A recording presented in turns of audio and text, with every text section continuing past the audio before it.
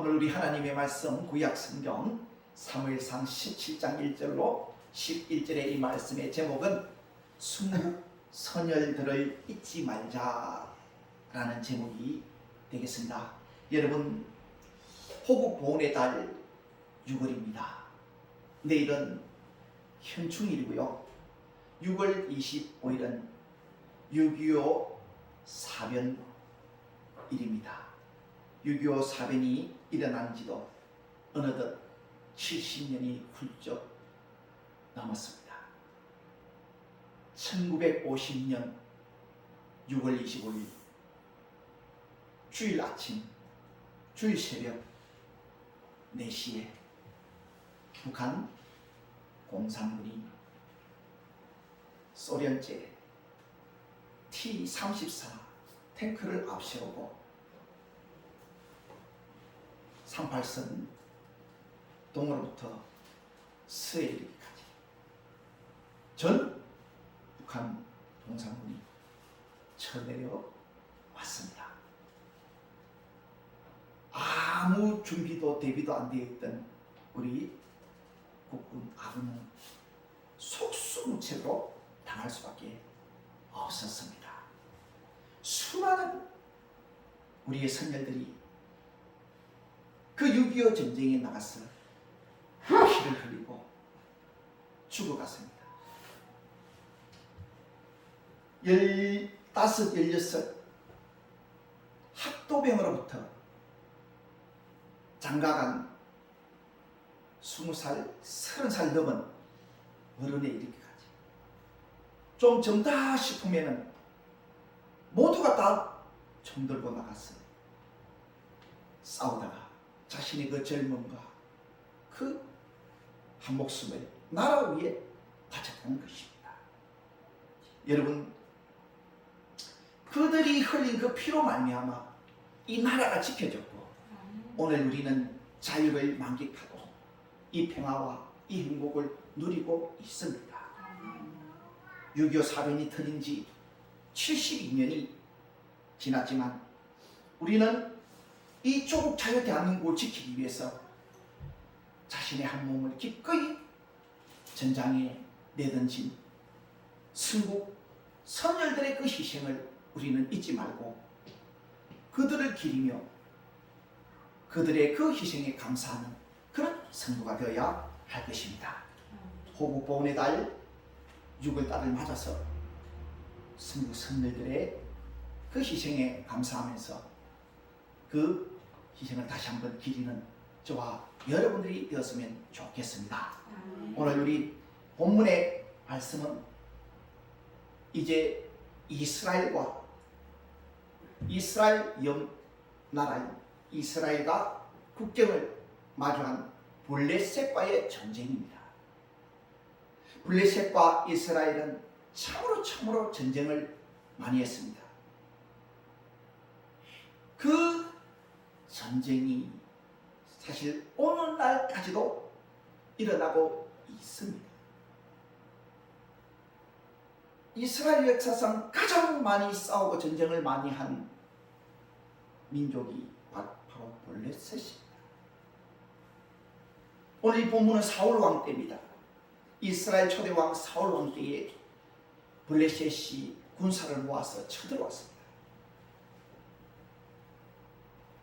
블레셋이 쳐들어왔다는 소리를 들은 사울 왕은 이스라엘의 크고 작은 사람들을 모아서 블레셋과 마주하게 됩니다. 블레셋에는 그때 당시 거인 장수 골리앗이 있었습니다. 골리앗의 키는 무려 3m가 넘었습니다. 그 거인 골리앗을 당할 장수가 이스라엘에는 없었습니다. 오늘 본문에도 골리앗이 나와서 나와 한번 싸워보자. 누구든지 이스라엘에서 나와 싸울 용기 있는 사람은 나와라. 내가 상대해 주겠다. 내가 이기면은 너희들이 우리의 종이 되고 만약에 내가 지면은 우리가 너희들의 종이 될 것이다. 이 그인 골리앗은 너무너무 무시무시했습니다.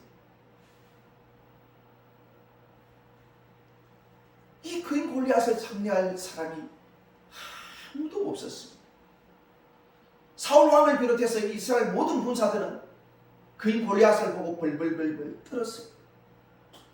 두려워 떨었어요. 11절에 보면 사울과 온 이스라엘이 블레셋 사람의 이 말을 듣고 놀라 크게 두려워합니다. 크게 두려워 떨었던 것입니다. 사울 왕은 누가 저 골리앗과 나가서 싸우겠느냐? 골리앗과 싸우는 그 자에게는 내 딸을 그의 아내로 주겠다. 그리고 내가 물질 등 많은 재산, 부와 명예까지도 다 안겨주겠다고 그렇게 말을 합니다. 그래도 나설 사람이 없었습니다. 아무도 나설지를 못했습니다. 모두가 다 떨었습니다. 키가 3m가 넘는 그 거인 장수에게 누가 덤비겠습니까?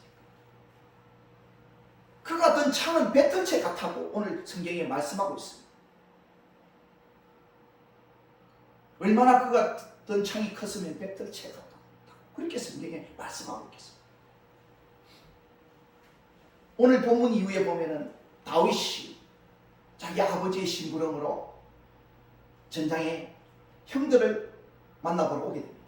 이때 다윗이 이 광경을 목격하게 되죠. 다윗은 믿음의 사람이었습니다. 다윗만큼 믿음이 좋은 사람이 이스라엘 당시에는 없었습니다.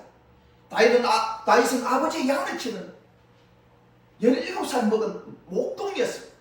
그렇지만 믿음 하나는 대단하였습니다.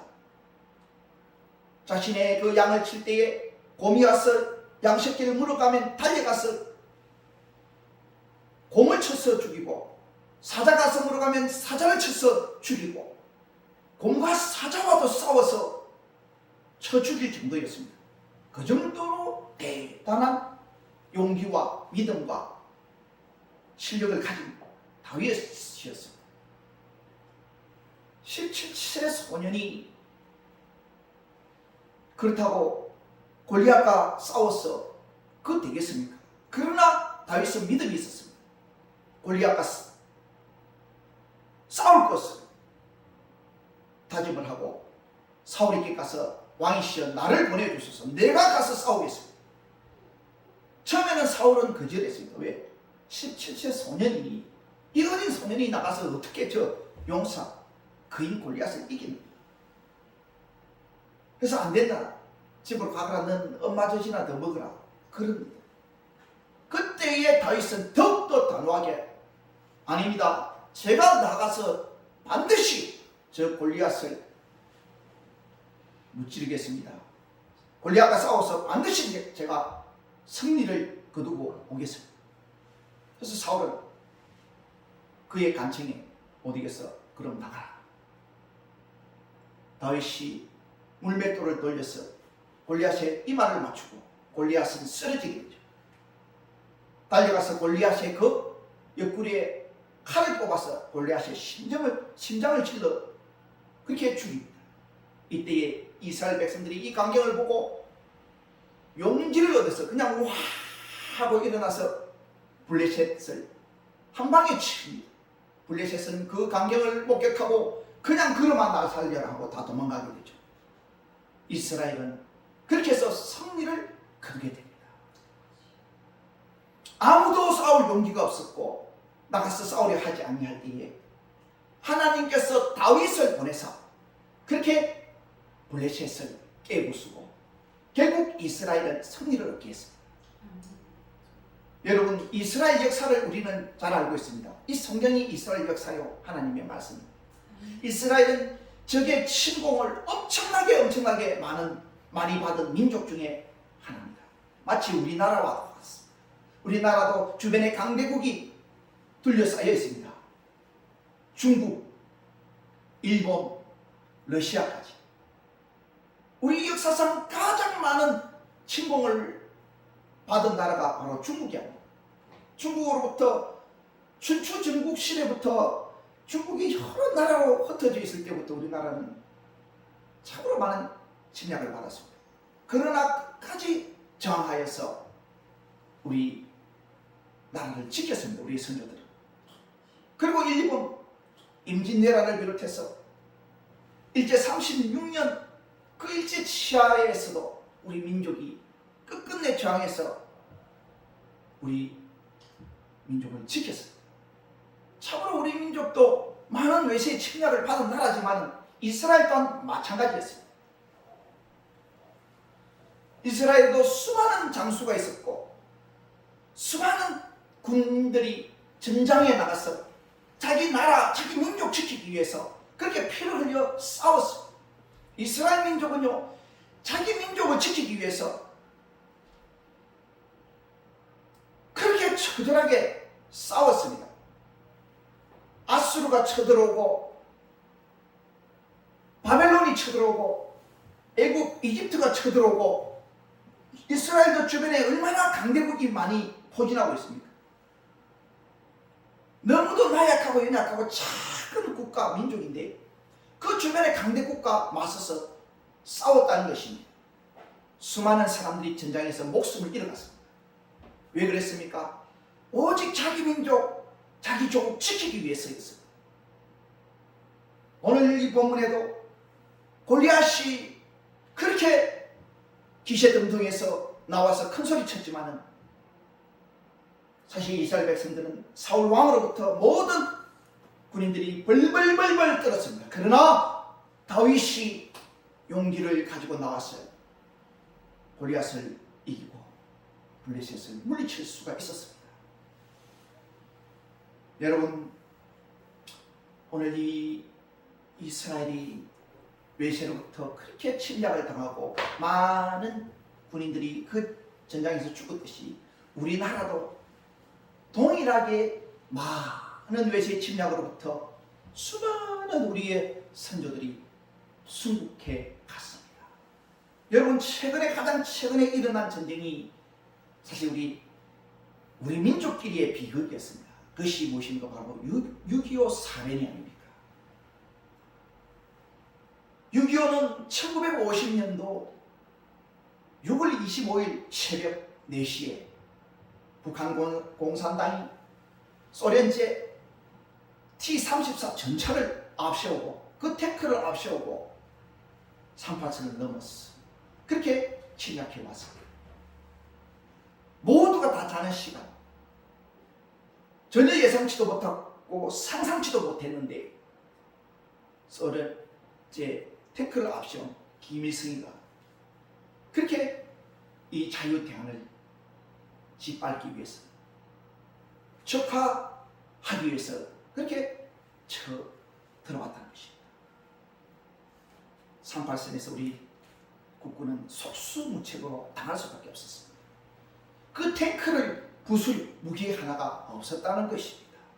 겨우 있었던 것은 일제시대 때 일제가 남겨놓고 간 소총 정도였습니다. 그 소총으로 어떻게 탱크를 부숩니까? 부술 수가 없었죠. 북한은 탱크를 앞세우고 러시아제 최신 무기들을 앞세워서 쳐내놓은데 속수무책으로 당하고 3일 만에 서울을 빼앗겼습니다. 이승만은 한강다리, 그 당시 하나밖에 없는 한강다리를 눈물 흘리며 폭파할 수밖에 없었습니다. 더 이상 북한 인민군이 쳐내려오지 못하도록 하기 위해서.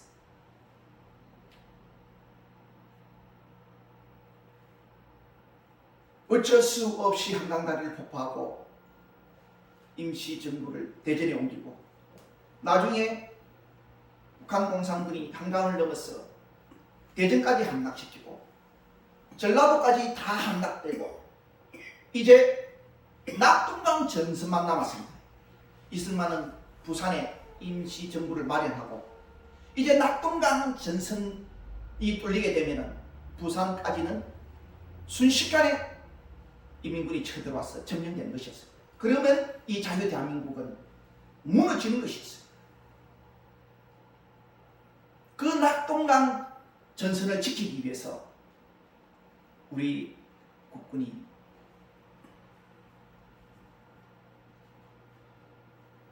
자신의 그 한 몸들을 아끼지 아니하고 피땀 흘려서 그 낙동강 전선을 지키기 위해서 싸웠습니다. 낙동강 전선의 최동부 전선이 포항 일대고요. 그리고 중부 전선이 외강, 대구 저기 외강 다부동 전투라고 그러죠. 다부동. 그리고 창녕 전투. 거기가 중부 전선입니다. 서부 전선이 어디였느냐? 바로 함안, 우리 마산을 방어하기 위한 함안 전선, 함안 전투. 그리고 진동 전투 등등이었습니다. 이곳이 우리 지역이 바로 서부 전선이었습니다. 낙동강 전선 서부 전선이었어요. 저는 오늘 시간 우리 낙동강 전선 가운데 서부 전선 우리 지역의 전투에 대해서 잠시 여러분들에게 말씀을 드리고자 합니다. 이제 북한군은 파죽치세로 우리 남한을 점령해서 내려옵니다. 전라도는 완전히 점령당하고, 그리고 북한군이 전라도 남원을 점령하고 지리산을 넘어서 산청 진주까지 점령하게 되고, 진주를 점령한 북한군, 그때 북한군 6사단입니다. 6사단이 진주를 점령하고 그리고 고성을 내려옵니다. 사천을 지나서 고성을 내려와서 고성까지도 다 점령하게 됩니다. 그들의 목표는 어디냐? 바로 부산이었습니다. 부산까지 점령하면 우리나라는 끝이 난 겁니다. 그렇기 때문에 이 6사단은 이제 진주 고성 점령하고 거기서 저기 진주 만성을 거쳐서 이렇게 함안 쪽으로 진동 쪽으로 진격해 옵니다. 함안 군북에 그쪽에 보면은 여항산이 있습니다. 여항산 바로 옆에 서북산이 있는데, 여항산은 해발 한 770m 되고 서북산은 740m 됩니다. 보고리가 거의 나란히 있습니다. 건너편이 바로 서북산이고 서로 마주보고 있기 때문에 아주 가깝습니다. 이 북한 6사단이 그 여항산을 점령하고 거기에 진을 치게 됩니다. 우리 아군은 진동고개에 진을 치고 있었죠. 그때 북한의 척후병이 이제 넘어올 때에 거기서 우리 아군 해병대가 쳐부수게 되죠. 그리고 밀고 내려가서 어디까지 가느냐? 지금 진동, 진북면 지산리, 거기 야반산, 거기 나저막한 산인데 그 야반산과, 그리고 진북에서 저기 쭉 안에 들어가면은 서북산이 있어요. 우뚝 솟은 그 서북선까지 진격해 갑니다. 북한군 6사단이 어마어마한 병력이었습니다. 여기서 한참 전투를 하고 있는데 우리 아군이 밀리는 거예요. 파죽지시로 밀리는 거예요. 그래서 미 7군 사령관이었던 워커 장군이 미 25사단을 급히 경북 상주에 있던 25사단을 급히 이 서부전선으로 내려 보내게 됩니다. 그리고 우리나라 해병대가 1949년도에 창설됩니다. 창설된 지 1년 만에 6.25 사변이 벌어졌죠. 해병대 당시 부대장이 김성은 중령이었습니다. 해병대가 약 한 500명 정도 됐다고 합니다. 그들이 제주도에서 훈련을 받고 전라도의 여수 쪽에서 상륙해서 그렇게 남원 쪽으로 밀고 올라갔는데, 북한군에 밀려서 파죽지시로 밀려서 산청 진주로 해서 마산까지 후퇴를 했다는 것입니다. 어쨌든 그 진동리 쪽에 진동 쪽에 진을 치고 북한군과 대립해서 거기서 격전을 벌였습니다. 북한 선발대 한 200 몇십 명이 T-34 전차와 또 여러 가지 전차를 이끌고 이제 선발대가 넘어오게 됩니다. 그때에 해병이 그 선발대를 완전히 쳐서 부수게 됩니다. 그때 북한군 한 200명을 죽이고 T-34 전차 2대하고 여러 전쟁 물자들을 또 수거하게 되는 그런 전과를 올리게 됩니다. 그 전투가 바로 진동리 지구 전투인데요. 그 전투에서 해병대가 큰 승리를 거두게 됩니다. 그래서 1계급 특진을 다 하게 됩니다. 그때 해병대가 얼마나 싸움을 잘했던지 그 싸움에서 승리하고 그 뒤에 있는 서북산과 여항산 그 싸움에서 약 60일 동안 단 하루도 쉬지 않냐고 전쟁이 벌어졌다고 해요. 60일 동안 그 서북산 여항산 중심으로 해서 전쟁이 벌어졌는데 그 서북산이 60일 동안 19번 주인이 바뀌었대요. 그러니까 한 3일에 한 번꼴로 우리가 차지했다가 북한이 차지했다가 우리가 차지했다가 북한이 차지했다가 그게 19번 바뀌었대요. 60일 동안. 거기서 얼마나 우리 해병대가 잘 싸웠는지 미국 뉴욕에서 온 종군 기자가 기사를 내기로 귀신 잡는 해병대 해가지고 그렇게 기사를 냈어요. 그때부터 해병대의 별명이 귀신 잡는 해병대라는 별명이 붙었습니다. 그래서 해병대 하면 귀신 잡는 해병대라는 그런 말이 있지 않습니까? 그리고 무적 해병이라는 말이 있습니다. 해병대 사에서는.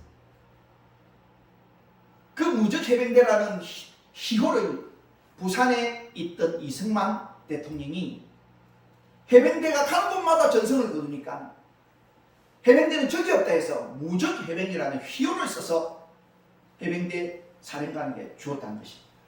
그래서 무적 해병이라는 또 별명도 붙었습니다. 그 서북산 전투에서 수많은 사람들이 희생이 됐습니다. 그것을 일명 하만 전투, 마산 방어 전투인데요. 이 서부 전선을 잃게 되면은 마산 진해는 굉장한 중요한 군수와 유효 중지였습니다. 마산 진해가 빼앗기게 되고 부산은 순식간에 그냥 함락되게 된 것입니다. 그래서 이 서부 전선이 너무도 중요했던 것입니다. 그래서 워커 장군이 미 25사단을 이곳에 내려보냈던 것입니다. 그 서북산 전투에서요, 우리 아군은 1000여 명이 전사하고 5000여 명이 부상을 입었다고 합니다. 적군인 북한 공산군은 4000여 명이 죽고 3000여 명이 포로로 잡혔다고 합니다. 이 전투를 승리함으로 말미암아 이 마산 시내가 지켜지고 부산이 궁극적으로 지켜졌다는 것입니다. 서북산 정상에 가면요, 이 서북산 전투를 기념해서 그 기념비가 세워져 있습니다. 서북산이 해발 739m, 약 740m인데 거기는 기념비가 세워져 있어요. 그 서북산 전투에서 미군 대위 로버트 티몬스 대위가 거기서 전사를 하게 됩니다. 그래서 티몬스 대위의 흉상이 그 서북산 정상에 세워져 있습니다. 티몬스 대위의 아들이 그때 당시 7살이었다 합니다. 그 아들이 나중에 자라서 아버지처럼 나도 군인이 될 거야. 그래서 군대에 가가지고 군인이 되어서 나중에 장군이 되어서 우리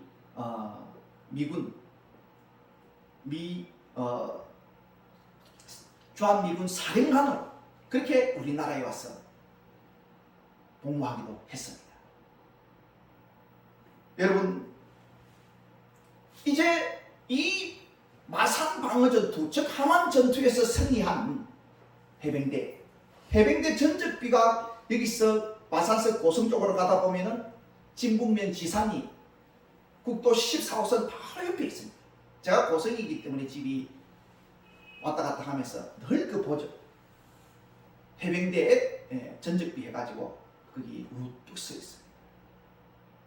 바로 그곳에서 해병대가 북한군 인민군들을 대파한 장소입니다. 거기에 전적비를 세웠죠.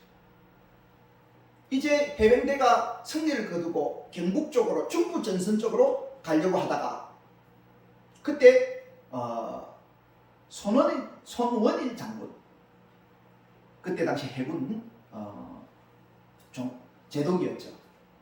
네, 해군 참모 총장이었습니다. 그분이 거기로 가지 말고 일단 해병대 너희들은 지뢰에서 좀 쉬어라 그랬습니다. 그래서 지뢰에서 쉬고 있는데 이제 북한 육사단이 여기서 함안 전투에서 패전하고 어디로 가느냐, 고성을 다시 내려가 가지고 작전을 바꾸게 됩니다. 여기 마산을 점령해서 부산으로 진격하려 했는데 그것이 안 되니까 고성을 가가지고 고성에서 통영을 내려가서 통영을 점령하고 통영에서 거제도를 건너가서 거제도에서 배를 타고 부산으로 바로 진격하려고 그렇게 작전계획을 바꿨습니다. 그래서 고성에서 통영 쪽으로 이들이 진격을 하게 됩니다. 그때 통영 이제 육로로 가면은 통영을 들어가려면 반드시 원문고개를 거칩니다. 원문고개에서 우리 해경들이 한 100명 정도 진지를 구축하고 거기 지키고 있었어요. 이 북한군이 그 원문고개에서 약 한 300선발대 370명이 그 원문고개에 이르게 되는데 북한군 거기서 총격전이 벌어지게 됩니다. 우리 아군이 밀리게 되죠. 파죽지처럼 밀려서 어디까지 도망갔냐, 배를 타고 한산도, 그때 당시 해경 기지가 있는 그 한산도까지 도망가게 됩니다. 통영은 순식간에 북한군에 의해서 점령이 되게 돼요. 그러면은 다리만 건너면은 그때 당시에는 다리가 없었죠. 거제대교가 없었습니다. 거제도와 통영 사이의 그 바다를 견내량이라고 합니다. 그 견내량 바다는 굉장히 가까워요. 거리가. 거기만 건너면 바로 거제도입니다. 거제도에서 배 타면은 어디 부산까지 금방이에요. 그래서 이 사실을 보고받은 손원일 장군이 그때 김성은 부대, 해병대 김성은 부대를 급파하게 됩니다. 거제도로 급파하게 되죠. 그때 김성은 장군이 중령이 이 부대장이 손원일 장군에게 거제도에 가서 싸우면 섬이 크기 때문에 우리가 불리합니다. 저들이 거제도 넘어오기 전에 통영에서 우리가 진압해야 합니다. 장군, 우리를 통영으로 상륙하게 해주소서 하고 요청을. 손원일 장군이 안 된다고 거절하고. 근데 이 김성은 장군이요, 3번을 손원일 장군에게 찾아가. 장군, 통영을 가서 통영에서 상륙해서 통영에서 이들을 물질해야 됩니다. 거제도까지 이들이 들어오면 우리는 너무도 전세가 불리하게 됩니다. 안 됩니다. 그렇게 3번을 찾아가서 손원일 장군을 이렇게 마음을 바꾸게 됩니다. 그래서 좋다. 그러면 통영으로 상륙해라. 그래서 해병대가 김성은 중령이 해병대를 이끌고 통영으로 상륙하게 됩니다. 그 전날에 어디에 상륙하느냐? 견내량 건너편에 거제도 장평 쪽에, 견내량을 딱 건너면 거제도 장평이요, 지금의 장평이죠. 거기에 저녁에 도착해가지고 저녁에 어둠을 틈타서 이제 견내량을 건너서 통영으로 들어가게 됩니다. 그때 김성은 장군이 굉장히 지혜롭고 작전을 잘 짰어요. 이중대는 어디로 보냈냐면은 둘러서 견내량에서 저기 둘러서 바다를 둘러서 원문고개로 진격하게 했고, 거기에 원문고개에 진치고 있는 북한군을 쳐부수도록 했습니다. 그리고 거기를 점령하도록 했어요. 그리고 본대는 어디로 들어갔냐? 통영 시내로 들어갔습니다. 그리고 통영 시내 들어가고 통영 시내에 남만산이라고 있어요. 그 지금은 남만산이 공원이 되어 있습니다. 남만산 공원. 제 어릴 적에 남만산 공원에 제가 많이 가봤는데 나지막한 산이 있어요. 거기에 북한군이 진을 트고 있었는데 그 남만산 공원을 장악하게 됩니다. 북한군은 흩어져서 시내로 이제 통영 시내로 들어가게 되죠. 그 기시를 몰아서 통영 시내까지 내려가서 북한군을 쏘탕하기 시작합니다.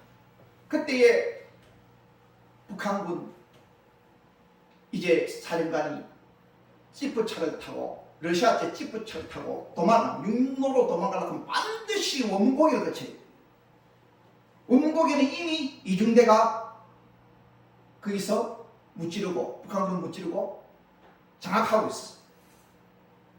북한군이 배단병들이 원곡에를 딱 넘어가는데 세상에 거기에 우리 해병대 이중대하고 마주쳐요. 거기서 전투가 벌어졌는데 북한군은 완전히 거기서 대패를 하고 남은 북한군이 도망가는데 어디로 도망갔냐? 배를 타고 이제 바다로 했어요. 해상으로서 도망가다가 이미 그 해상에는 무엇이 있었냐? 군함들이 뛰어 있었어요. 미군 군함들이 이미 떠가 있어서 해상에서 함포로 육지에 지원하게 됐었어요. 도망가는 배단병 그 배들을 함포로 쏘서 전부 다 수장시키게 됐습니다. 통영 전투가 우리나라 최초의 상륙 전투였습니다. 지금까지는 방어 전투였습니다. 방어 전투였는데 통영 전투는 우리가 먼저 공격한 상륙 전투였습니다. 해병대가 그렇게 용감하게 싸웠어요. 결국은 낙동강 전선을 이렇게 해서 지켜내었다는 것입니다. 그리고 이후에 메가더 장군이 이제 우리 나라의 군함들을 이끌고 와서 바로 인천 상륙 작전을 감행하게 되죠. 인천 상륙 작전에서 대성을 거두고 서울을 다시 수복하게 됩니다. 그리고 그 서울 이하에 있던 북한 공산군은 밑에서는 유엔군이 밀고 올라오고 인천에 상륙했던 메가더 장군의 군대는 서울을 점령하고 서울에서부터 밑으로 밀고 내려가고 어떻게 중간에 끼어서 이 인민군들은 도관에 지가 됩니다. 이들 갈 데가 없으니까 안 주고 어디로 가냐? 전부 지리산으로 올라갑니다. 그래서 지리산에 숨어서 지리산 주변에 산청이며 함양이며 그 주변에 마을에 내려가서 우리 주민들을 위협하고 그렇게 소를 잡아먹고 돼지를 잡아먹고 주민들의 양식을 다 뺏어가고 그렇게 했죠. 그래서 6.25 전쟁이 끝났어도요, 그 북한 패단병들이 지리산에 숨어서 있으면서 우리 아군과 총격전을 엄청나게 많이 벌였어요. 그래서 알지산이라고 그러죠. 그 알지산 그들을 낱낱이 쏘탕을 아주 1954년도까지 그게 남아있어가지고 1954년도에 그게 다 쏘탕이 되게 됩니다. 그렇게 해서 우리 아군이 밀고 올라가죠. 압록강까지 밀고 올라갑니다. 그게 1950년 10월달입니다. 백두산까지 밀고 올라갔는데 이제 12월달 되면은 전부 점령하고 크리스마스 때는 미군 병사들이 본국에 돌아가서 크리스마스를 즐길 것이라고 가족들과 그렇게 생각하고 있습니다. 그런데 상상치도 못했는데 중공이 밀고 내려오는 거예요. 인해 전술이라고. 중국이 얼마나 군사가 많습니까? 인구가 많으니까 인해 전술로 중공이 밀고 내려오는 거예요. 속수무책, 이 중공이 밀고 내려올 줄은 상상치도 못했다는 것이죠. 그래서 속수무책으로 또 이렇게 당하면서 밀려 내려오죠. 그것이 1사 후퇴입니다. 그래서 원산에서 배를 타고 그렇게 해서 부산항에 도착을 하게 됐죠. 그때의 구세어라 검수나 등등 이런 노래가 나왔습니다. 그래서 결국은 38설까지, 지금의 38설까지 밀려오게 됐습니다. 1953년도에 휴전 협정을 하게 되죠. 그 휴전이 오늘날까지 이어지고 있습니다. 여러분, 이 6.25 전쟁에서요, 우리 아군, 우리 국군 13만 7천 명, 약 13만 7천 명이 전사했습니다. 그리고 미군이 5만 4천 명 전사했습니다. 여러분, 우리가 기억해야 할 것은 이분들의 희생입니다. 그때 당시는요, 우리 예전이 하고 이런 아이들만한 아이들도 총 들고 나가서 학도병으로 나가서 쐈어. 이런 아이들도 전장에서 얼마나 많이 죽어간지 모릅니다.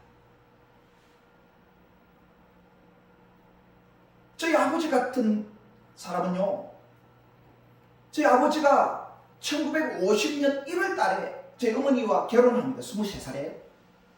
전쟁이 일어날 줄 상상도 못했죠. 1월 달에 결혼을 했는데 1950년 6월 25일 날 전쟁이 벌어진 거예요. 그러니까 어떻게 해요? 저희 아버지가 전쟁에 나갈 수밖에 된, 소집이 된 거예요. 그래서 전쟁에 나가게 됩니다. 우리 아버지 전쟁 나갈 때에 한글도 모르는 까막눈이었습니다. 우리 아버지는 초등학교도 못 다녔기 때문에 너무 가난해서 한글도 모르는 까막눈이에요. 요즘은 한글 모르는 까막눈은요, 군 면제입니다. 그런데 그때 당시는 한글 모르는 것이 중요한 게 아니었습니다. 우리나라가 얼마나 위태로웠던지, 눈만 뜨고 총만 쏠 수 있으면 다 소집해서 전쟁에 나갔습니다. 우리 아버지가 하는 말씀이요, 내가 그때 죽으러 갔지 살라고 갔나? 죽으러 안 갔더나? 항상 그렇게 말씀하셨어요. 맞습니다. 우리 아버지 죽으러 간 것이었습니다. 살라고 간 건 아니었습니다. 이제 가면 죽는다고 그랬어요. 다 우리 동네 사람들이 다 죽는다고, 죽으러 간다고 그랬어요. 그래서 우리 어머니하고 우리 외할머니가 그 고성 바닷가에 미군 군함이 와서 그 싣고 갔는데, 장병들을 이제 소집해가지고 싣고 갔는데, 그 부두가에서 엉엉 울고 난리가 났다 합니다. 얼마나 많은 사람들이 서서 울었겠습니까? 가족들이. 이제 다 죽으러 간다고 다 그래요. 우리 어머니도 아버지가 살아올 줄 꿈에도 생각도 상상도 못했대요. 그때 가면 다 죽고 총알 바지하러 이제 가는 거니까. 나라의 운명이 얼마나 다급했으면 한글 모르는 우리 아버지 같은 사람이 총 들고 전쟁에 나가야 했겠습니까? 그런 사람이 한두 명이 아니고 수도 없이 많았어요. 그때 당시 한글 모르는 사람 수도 있겠죠. 저마다 나가서 총알바지가 되었습니다. 수많은 사람들이 젊음을, 자신의 그 귀한 한 몸을, 그 청춘을 거기에다 바쳤습니다. 우리나라 사람들은 그나마 우리나라이기 때문에, 내 조국이기 때문에 내 조국 지키기 위해서 나가는 것은 당연한 것이겠죠. 그러나 미군들을 보십시오. 미군 젊은 병사들, 나이 21~22살 먹은 그 젊은이들이 우리나라 와서 5만 4천 명이나 목숨을 잃었습니다. 미군이 와서 우리나라를 지켜주지 않았다면 우리는 벌써 적화 통일되어서 지금쯤 김일성 동상 앞에 절하고 있을 거예요. 오늘 저와 여러분들.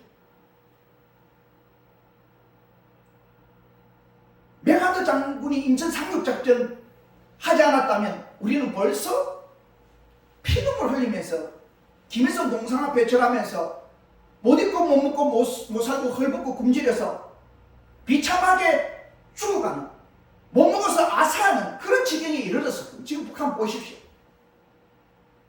지금 우리가 지금 저러고 살고 있을 거란 말입니다. 오늘 저와 여러분들이 마음껏 먹고 마시고 즐기고 마음껏 자유하며 이 평화와 이 행복을 누리고 있습니다. 이것이 누구로부터 비롯된 것입니까? 바로 그날에 희생했던 그 젊은 피, 우리의 선조, 수국 선열들의 언덕입니다. 믿으십니까? 그분의 희생이 없었다면 오늘 우리는 이렇게 자유를 누릴 수 없고 마음껏 먹고 마시고 즐길 수 없었고 이 기쁨, 이 행복 누릴 수 없었어. 그분의 희생이 있었기 때문에, 그분들이 희생했기 때문에 우리가 이 평화를 누리고 있는 것입니다. 우리는 그분의 은혜를 잊지 말아야 합니다. 순국 선열들의 그 희생을 우리는 잊지 말고 감사해야 할 것입니다. 여러분, 미국은 우리와 아무런 관련이 없는 나라. 그 이웃 말리 지구 반대편 청년들이, 젊은이들이 왜 우리나라에서 와서 피 흘려야 했습니까? 그것은 바로 자유민주주의를 지키기 위해서, 자유를 지키기 위해서. 피도 섞이지 않은 그들이 그때 당시 위기한 나라 대한민국을 지키기 위해서 희생했다는 것입니다. 만약에 미국에 전쟁이 벌어진다면 우리 대한민국 청년들이 가서 싸워줄 수 있을까요? 싸울 수 있을까요? 싸워줄까요? 저는 아무도 싸워주지 않을 것이라고 합니다.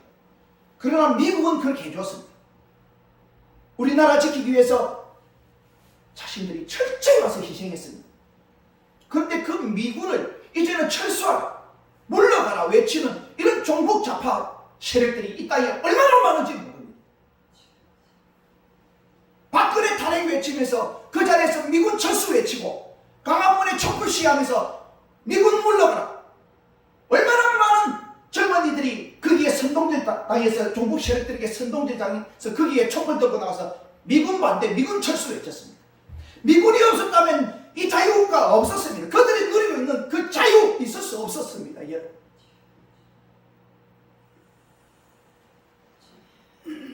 그 미군들이 희생하여서 이 자유 대한민국 지켰는데 그 은혜도 모르고 그 은혜를 원수로 갖고 있다는 것입니다. 성주 사드 기지, 사드 반대, 그 자들이 무슨 자들입니까? 전부 종북 좌파들 아닙니까? 김일성 주체사상 신봉하는 자들 아닙니까? 오늘날 우리나라의 젊은이들이 그런 낡아 빠진 이념 사상에 세뇌되어서 그렇게 반국가적이고 반자유민주주의적인 짓을 하고 있습니다. 강화문 광장에서, 서울시청 광장에서 김일성이 찬양하는 그런 노래를 부르지 않나. 그런 것이 앞장선 자들이 누구냐? 바로 민주노총입니다. 바르게 알아요. 민주노총 산하의 정교조 선생들, 철저히 좌파 아이들, 우리 아이들 좌파 세뇌교육시키고 있어요. 여러분, 우리는 역사를 바로 알아요. 역사를 잘못 알면은 우리는 그러한 세력들에게 동조하고 그러한 세력들에게 속아서 반국가적이고 반자유민주주의적인 그런 행위를 할 수 있는 것입니다. 자유 대한민국을 위해서 피 흘려 죽으신 우리 순국선입니다. 그리고 미군 그 젊은 병사, 그들의 그 피와 땀과 눈물, 그 희생을 헛되이 해서는 안 됩니다. 여러분. 우리 호국 보훈의 달 6월달을 맞았어. 다시 한번 우리는 그들의 희생을 기리고, 이 자유 대한민국이 오늘날 있는 것은 바로 그들의 죽음 때문입니다.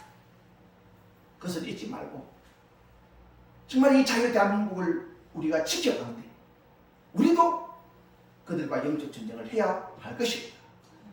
성경에 나온 이스라엘 백성들은 자기 민족, 자기 나라 지키기 위해서 외세의 침략에 기꺼이 맞서서 싸워서 희생해서 철저히 자기 민족을 지켰습니다. 그 작은 나라, 우리도 너무도 작은 나라입니다. 연약하. 그러나 우리 민족도 똘똘 뭉치면 이스라엘 백성과 같이 강대국들을 이길 수 있습니다. 여러분, 우리는 자유 대한민국 국민이 이 자유 대한민국을 지켜주신 우리 순국 선열들에 대해서 다시 한번 감사하면서 그분의 희생을 잊지 말고 기리는 저와 여러분들이 되기를 소망합니다. 말씀을 맺겠습니다. 여러분, 또다시 호국 보훈의 달을 맞았습니다. 우리는 자유 대한민국을 지키기 위해 몸바친 순국 선열들에 대한 깊은 감사를 드려야 합니다. 그들은 자신들의 한 목숨을 조국 위해서 전장에 내던지고 아낌없이 바쳤습니다. 그분들이 흘린 피로 말미암아 오늘날 우리가 평화와 자유와 이 모든 행복을 누리고 있는 것입니다. 그분들의 그 고귀한 희생이 없었더라면 오늘날 우리는 이 모든 자유행복은 없었을 것입니다. 그러므로 호국 보훈의 달 유구를 맞아서 다시 한번 순국 선열들의 그 희생을 기억하며 감사를 잊지 않는 우리 은혜로 성도들이 다 되시기를 주님의 이름으로 축원합니다.